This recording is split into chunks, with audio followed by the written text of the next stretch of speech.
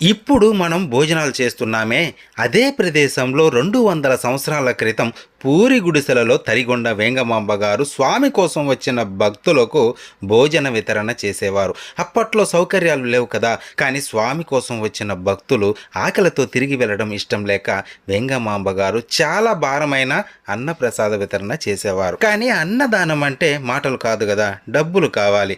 దానికోసం వెంగమాంబ గారు భక్తుల మధ్య కీర్తనలు పాడేవారు. వెంకటేశ్వరుని చరిత్ర మహత్యం చెప్పేవారు. దాని ద్వారా వచ్చిన పైకంతో అన్నదానం చేసేవారు. ఎంతటి గొప్ప కార్యమో కదా ఇది. అందుకే ఆమె అన్న వితరణ చేసిన ప్రాంతంలోనే 4 పెద్ద భోజనశాలలు నిర్మించింది టీటీడీ.